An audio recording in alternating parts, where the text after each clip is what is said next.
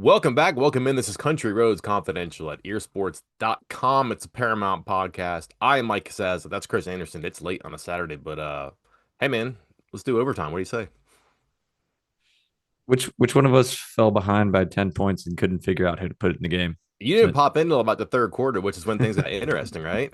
No, I got there, yeah, just a little before halftime. I caught up on the entire first half during halftime. So saw it all, but Mm. delayed for the first half. But yeah, things really got interesting there towards the end.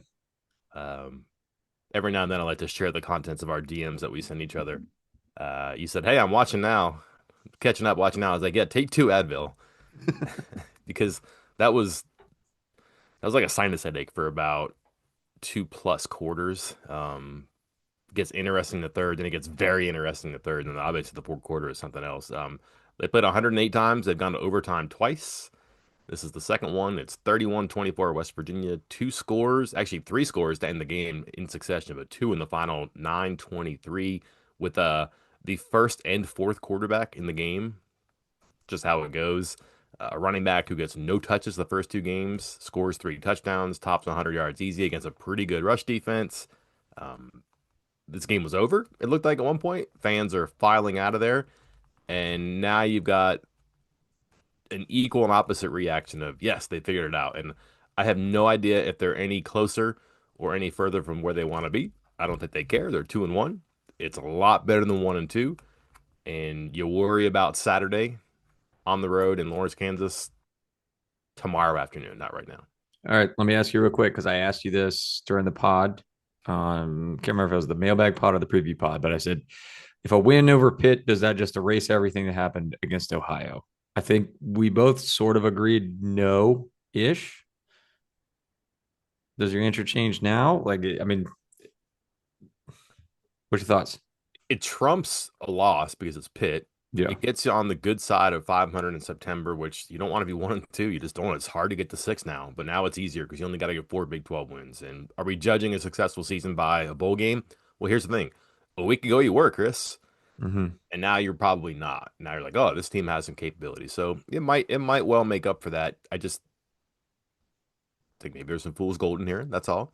And as up as you thought you were after 45-3 against Robert Morris, and you saw the flashes and the potential here and there, and as down as you were when you saw a MAC team really smother them in key spots, as always, it's probably somewhere in between here. You feel pretty good because you beat a Power Four team in a rivalry game, and you came back from a 10-point deficit, and you have some concerns because boy, that opponent didn't play very well, gave away a 10-point deficit, and I mean, I could talk you through some things where it may be a line for a heroic resurrection by your first and fourth quarterback in that game where he came into a tough situation, but one that's probably more aligned to his skills. Let's talk quarterback. Can we just jump right into that right now? Yeah, let's go for it. Okay. Because, I mean, you go Nico for the entire first half. Kind of meh. Like, just nothing explosive. It didn't feel like. I don't know if there were wrong reads on some of those runs either. That's just stuff that the coaches are going to know and be able to better see with film. But then you come out to start the second half straight to Scotty Fox, who, okay, I think we were considering him QB3 previously. Now he's QB2, fresh out of the first half or the halftime, which is something we brought up last week where I said, hey, it's kind of weird not to get somebody ready for that first drive of the third quarter instead of later. Then to Jalen Henderson, and then back to Nico, who finishes strong. So, end of discussion? No. Okay. I don't think so. I don't think so because hmm, like Rich, this is just something I thought from the very beginning. I tried to articulate this after the first game, the first Rapid Reaction podcast. I think when you look at this offense, it's very hard for Rodriguez to look at some of the flashy electric players he has next to him on the sideline. Mhm. And his offense does not plod. It does not 3 yards in a cloud of dust. When you think of his quarterbacks, you don't think about a Brad Lewis or even an Adam Bednarik. You think of a Rasheed Marshall or a Pat White. You can go to all of his schools and you can find that flashier player who's just a little bit more electric. Not somebody who just guides you down the field. Somebody who's going to make splash plays with his arm, more than likely his legs.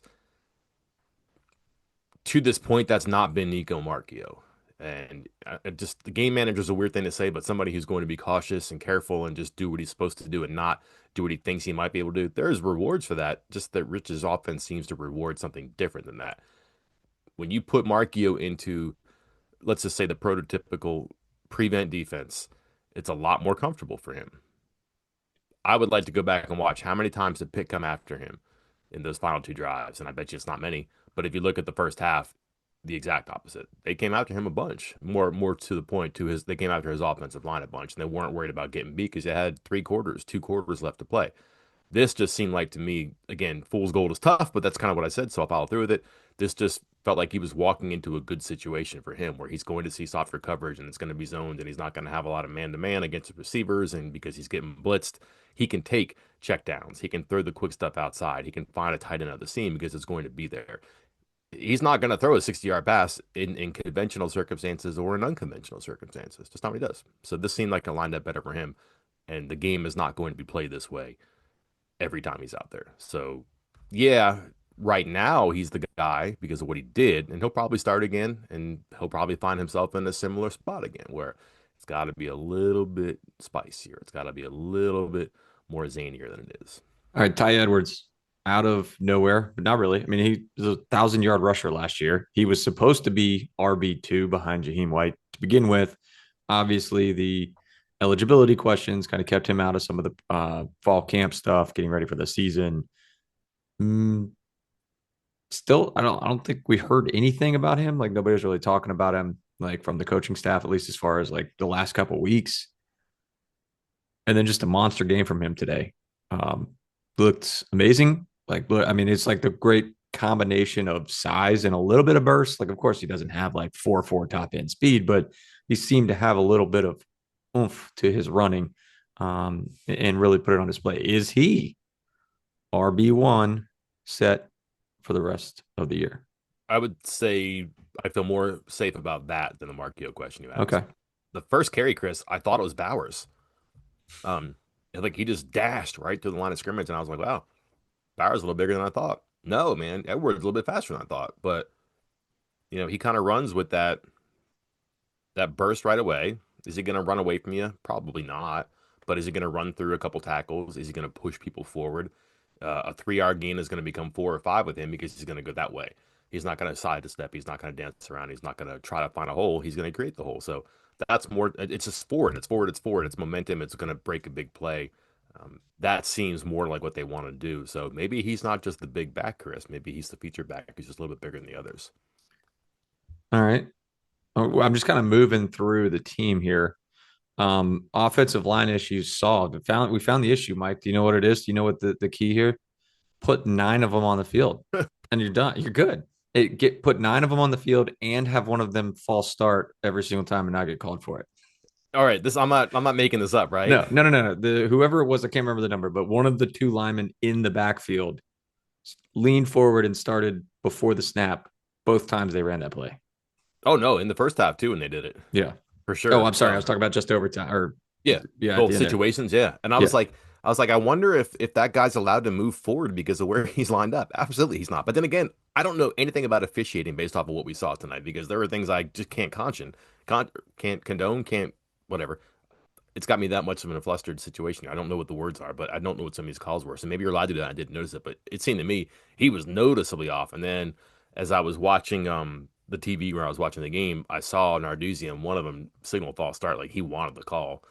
So I'm guessing it was apparent on the sideline too. But yeah, if you put 9 players out there plus your 230-pound running back, I mean, you got like 3,000 pounds of people out there to move around. That's pretty good. So that was a good short yardage thing for them. There's going to be wrinkles off of that for sure. I don't know who the offensive lineman is that's going to be eligible and run and catch passes, but you could do some different things there. Like the funny thing was, the first couple of times they ran it, they're heavy on the left. They ran right. Yeah. They ran the weak side. So there's some, I don't know, sleight of hand when you got, again, 1,000 pounds of people out there. I don't know if that's the way, but a little bit of muscle helping out there for sure in some short yards because that QB sneak did not work once when it seemed like a pretty big moment for that call. Yeah, I hated, I think I mentioned it, I messaged it on the staff thread. I hated that 3rd and 1 where they hurried back up, but Jacob Barrick is like limping off the field, and Rich is like, I don't care, get out there and shove him. It's like, all right, well, he has a lower leg injury, so he's not going to get a lot of force behind that, and you're rushing it. It's not going to be sad. It was just ugly. But I loved the decision to go for it on fourth, and it was like a long one on third too. But like, I loved the decision to go for it on fourth and whatever it was, a half a yard. Like, I think too many people, too many coaches would have been like, yeah, kick the field goal there and put the pressure on the other team. Nah, screw that, man. But Mm. get the first. If you can't get a half a yard, you're going to lose this game anyway. So push it, go for it, get it, then really put the pressure on the other team. Go back and watch that second down play again. He loops that pass to Barrick, and there's a defensive back who's racing in. That ball's in the air a second longer, maybe. That's going the other way. The game's Yeah. over, I think. It was close. It was bang, bang. I have a hot take for you. Okay. And not, I sent you this before, so I'm not just saying this right now. Not sure that you take Nico Marchiol out of that game. He was Yeah. 9 for 12 in the first half. Was he Yeah. the problem? I don't know. Was he the solution? Absolutely not. And then just, I don't know what to make of Scotty Fox getting a 56-yard completion of Justin Smith Brown. I know what to make of those two interceptions. And then it just seems that when you see Henderson come in the game, the defense really condenses the box. I'm not saying you threw away a quarter, but you kind of threw away a quarter there. And if Markio doesn't turn back the clock to his high school days or he's puking on the field leading the team down one time after another to win a game, maybe the conversation's different here. Like, man, I lost 15 minutes of game time because I had the wrong quarterbacks in the game. I'm also thinking about what I just said before too, where it might be a little bit deceiving because he might have walked into a situation that was good for him. And if they go in the third quarter and he's getting blitzed again and the offensive line is getting besieged again, maybe that lead opens up a little bit wider and it's more than 10 points. Or maybe Markio's confidence is shot. And by the time you bring in, presumably, Scotty Fox and then maybe Jalen Henderson, it's too late. So fodder doesn't matter, but I'm not sure that he was the problem. I know it wasn't the solution, but I'm not sure that he was the fix you had to make there. Which leads me to Yeah. this, Chris. If not him, who? I mean, that's the joy and the agony of being a quarterback. A lot of it falls to you. Like, who else are you going to take out and switch in that game? Because it is not going to be the offensive line, apparently. And they only have so many running backs and receivers who can really make a difference, so it's going to be him. Yeah. I mean, we've kind of talked about this. I don't want to like beat a dead horse here because you and I said like he's not going to change his scheme. Like the scheme is the scheme. The play calls are the play calls. It's a matter of the guys making the right decision and having the guys to make those decisions. I'm with you. Like they are apparently, and again, I'm repeating myself. I think like they've made it clear. Like those five offensive linemen are their offensive linemen. Like they're just not changing it, and that's Mm-hmm. what it is. They're obviously seeing something in practice that they are the best five options, and I don't doubt it. I do. No one here believes that they're purposely putting in the wrong five players. So it is what it is. There, running back. You have to wonder just how much, like with Ty Edwards, like because he just looked so good tonight. Maybe he looks terrible, next week. I don't know, but how much of that was just he just wasn't there, wasn't seen. What you don't know what you don't have if you don't see it. So quarterback, I think. I mean, for me, the way things look today, because Scotty Fox, those two interceptions, those were so bad that they were bad in the sense that they were poor decisions, and he was scared.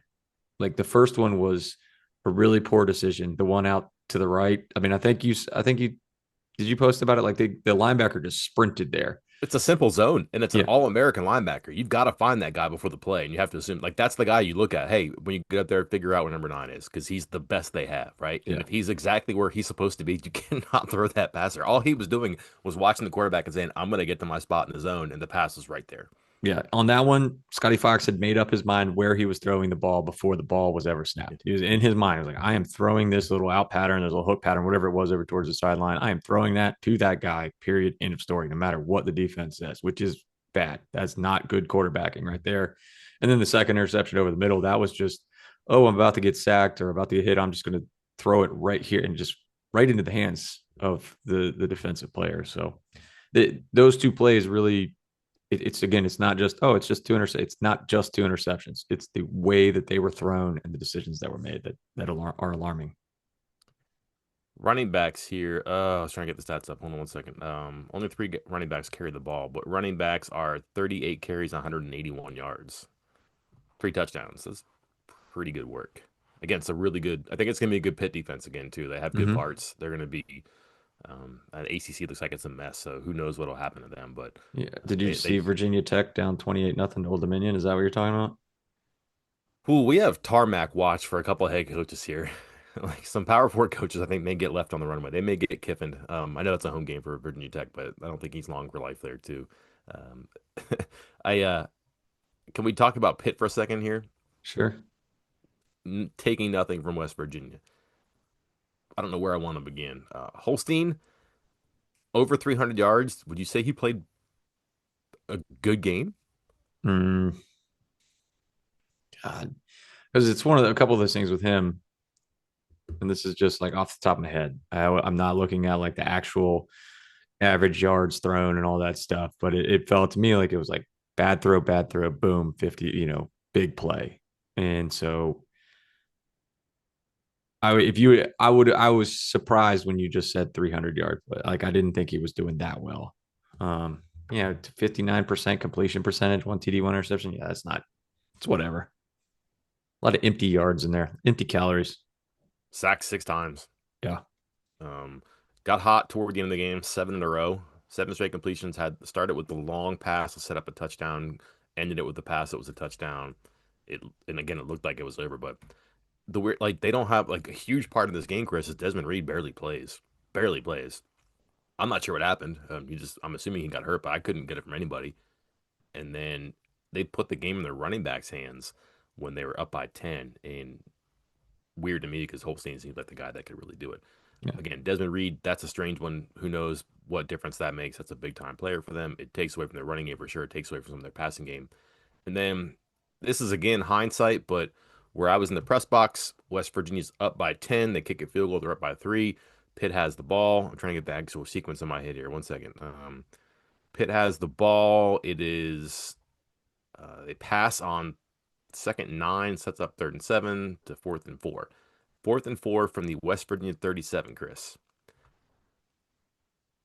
I cannot believe they didn't go for it. Yeah. Like I again told you this too. I got in the elevator to go down to the press box, from the press box to the team room for the post game news conference, and I'm thinking, oh, these idiots. I think that's what I said. These idiots. They're going to get the ball back and they're going to tie this game. It's going to go to overtime, or maybe West Virginia goes for 2. But I was like, this is going to be a tie game before too long. Um, in hindsight, yep, you probably go for it. I don't see the benefit of punting. I think the difference is 22, 24 yards in field position. It doesn't make a big difference to me. I would much rather go for it from a 37 than punt it after delay game from my 42, or from their 42 rather. So you're on the West Virginia 37. You don't kick a field goal there if you don't trust your kicker. I get that. Maybe. I just can't punt that. And I think back to Neil Brown at Pittsburgh a couple years ago, a much more egregious mistake, I think. 4th and 1, not going for it. Had a 7 point lead, I think. Went back, tied it up. Similar situation here, but 4th and 4 from the 37, and you got a quarterback you like, and you can probably get 5 yards if you draw up the right play. They instead say, we're going to try to draw them off sides, and it didn't work, and then they punt back, and the rest is history. And again, you were going down the elevator, going to the field, the team room, all that, and I'm watching from afar on the television feed, and one of the assistant coaches for Pitt comes up and says something to him like, "What? No, hey, like we should do." I couldn't tell if he said we should kick or go for it, like because I think it's extended field goal range. I mean, that would have been a 54 yarder. Mm-hmm. So that's not short, obviously, but one of the coaches came up and was like, "Hey, whoa, what do you punt? Like, no, let's do something else." And Narduzzi was like, "Nah, we're gonna punt."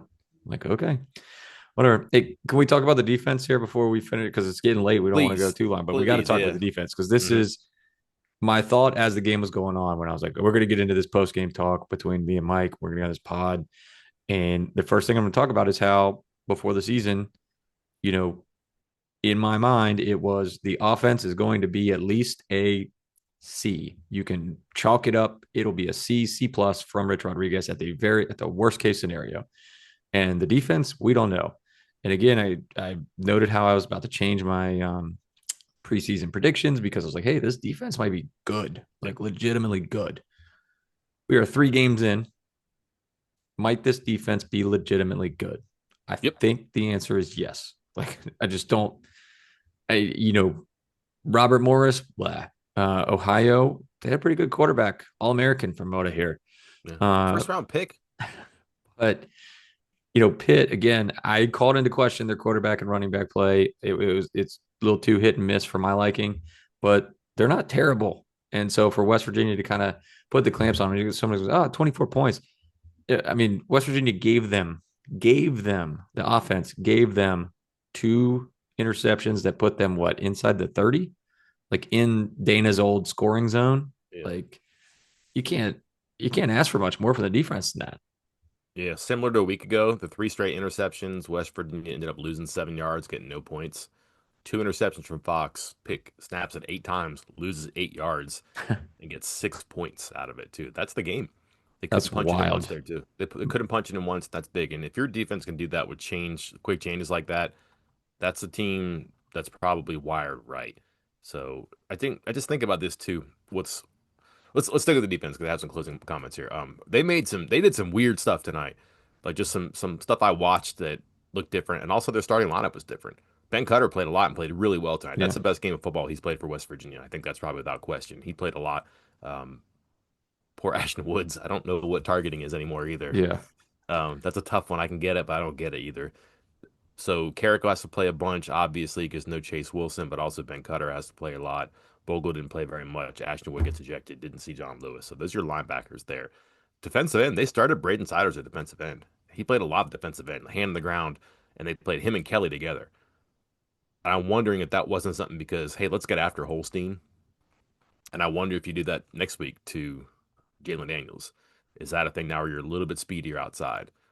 And maybe you can be lighter against a running game and a running back like Desmond Reed. I'm not sure. That could have been a thing that's just different. And then Fred Perry played deep middle a ton tonight. Like the nickelback's usually in the box on the line of scrimmage, and he's good at that. But he blitzed a lot. He came in, he filled against the run when it was actually a threat.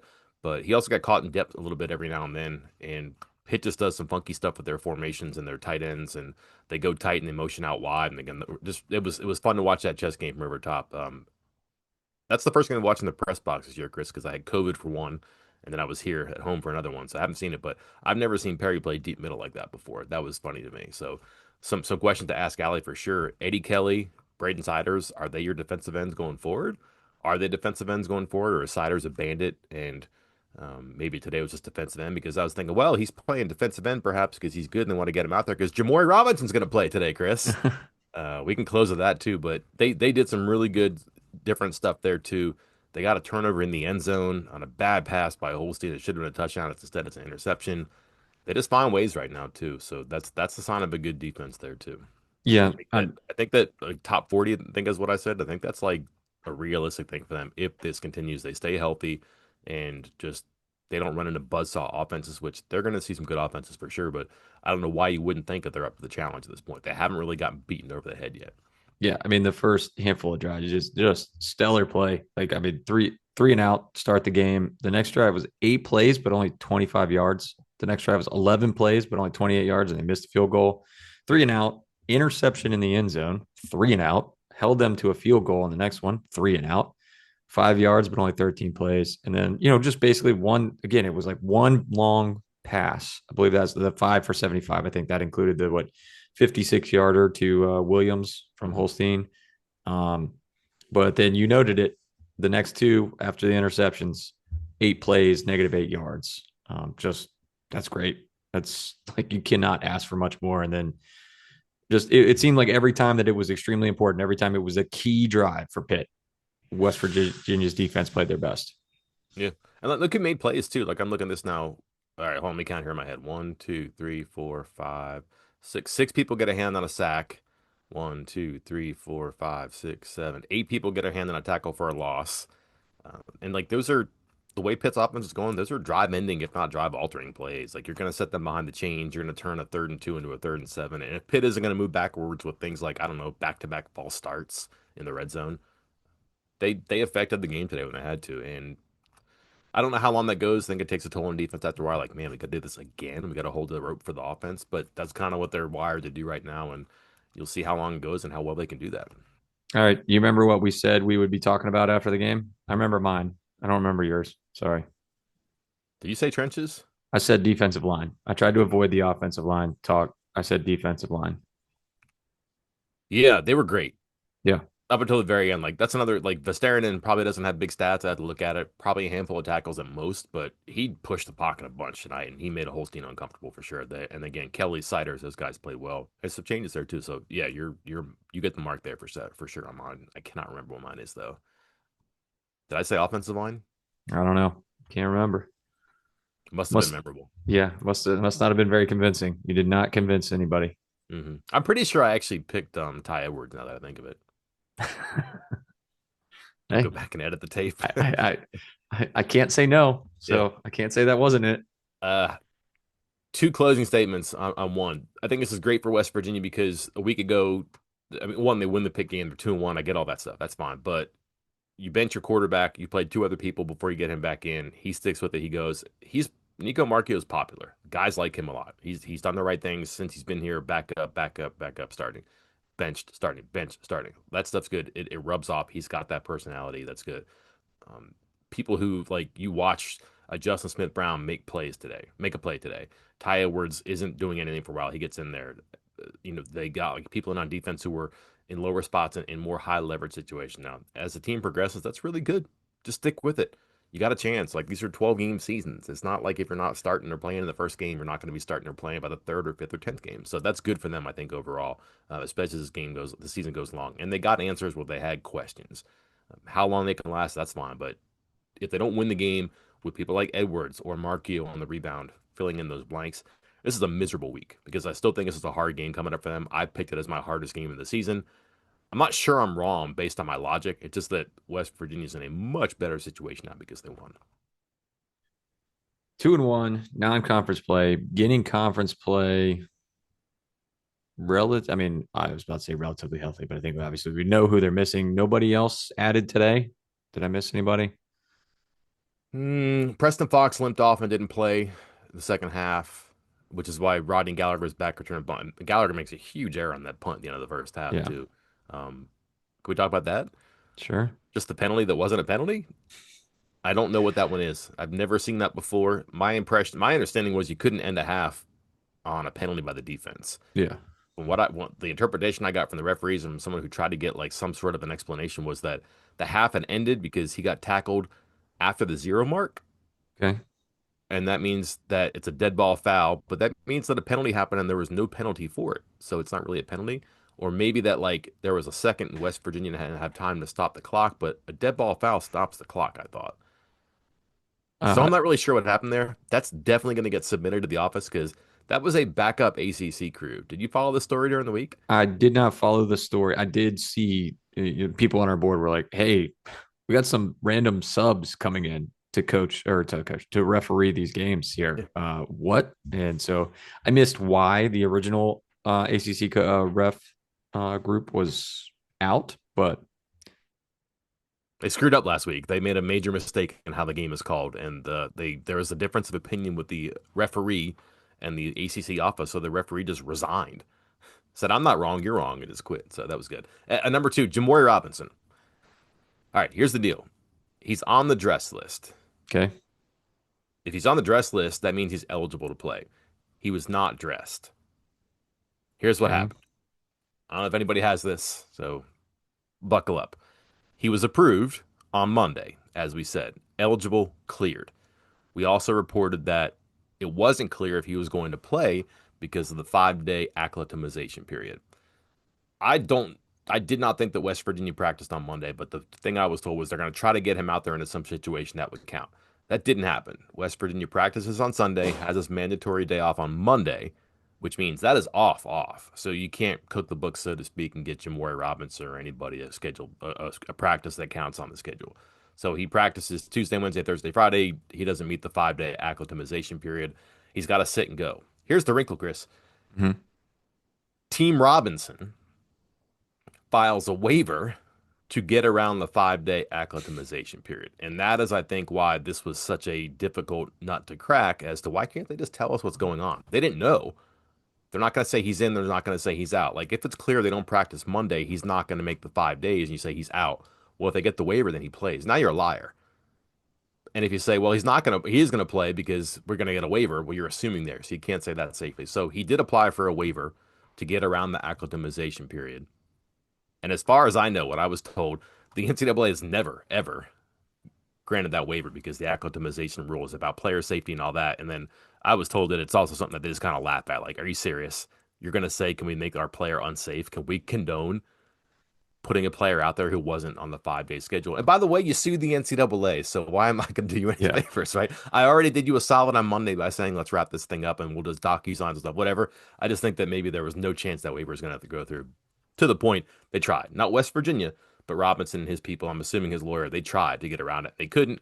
He should be ready to go for the final 9 games of the year, though. And now you got Braden Siders. It looks like a pretty effective pass rusher. If not, he's a good bandit. And you got more depth of bandit with Curtis Jones. Now Jamori Robinson. Probably not playing a ton of snaps to start. You build on that. And then all of a sudden, that front becomes a little bit better. Every week out, they probably have a little bit more depth, a little bit more punch to them. And the arrow points up on that side of the ball.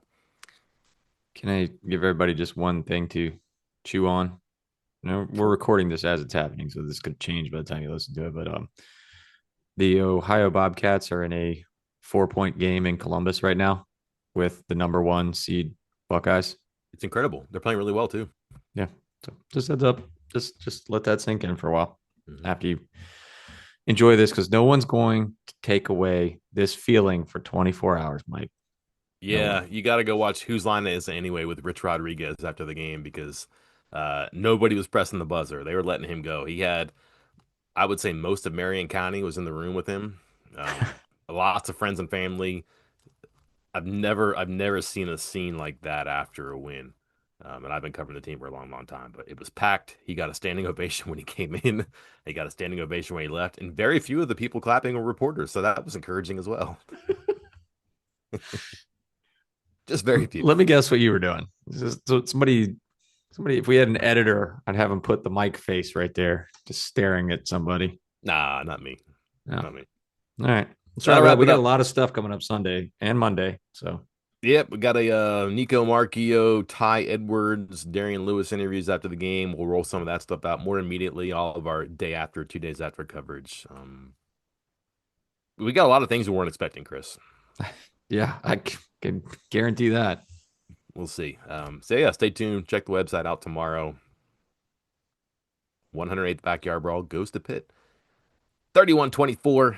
We'll be here to talk about it in the days to follow. Until then, hold up. I thought you were setting up a joke. You just said the 108th Backyard Brawl goes to Pitt.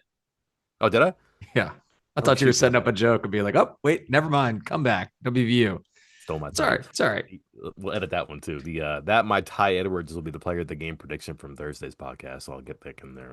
If not, there's been an error. All right, Let's try this again. The 108th Backyard Brawl goes to West Virginia, which seemed like it was going to lose to Pitt. 31-24 in overtime. Until then, I'm Mike Casazza. And I'm Chris Anderson. We'll talk to you next time.